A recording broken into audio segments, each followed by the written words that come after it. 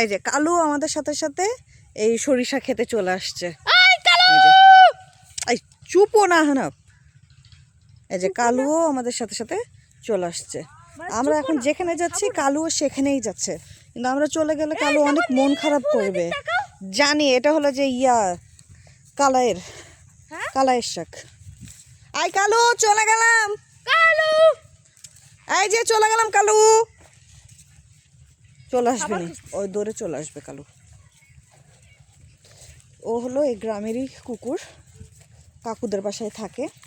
তো আমরা ওই যে বাথরুম করতে গেছি ওখানে, কালু ও বাথরুম টয়লেট করছে ওই দে, কালু ওখানে টয়লেট করতে গেছে। ভালোই কালু, একদম মানুষের কাছ থেকে দূরে ওই জঙ্গলে বাথরুম করতে গেছে। ও ভালোই আছে, খারাপ না। ও যেখানে সেখানে বাথরুম করে না, একদম দৌড়ে আসবে কিন্তু বাগানে গেছে।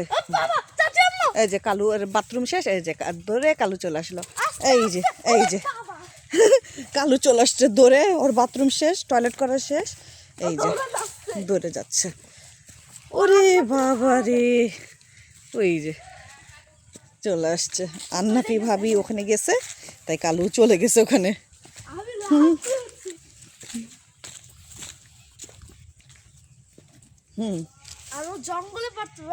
হ্যাঁ, ওই ভুয়ে গেছে বাথরুম করতে, যেখানে সেখানে করলো না, রাস্তাঘাটে।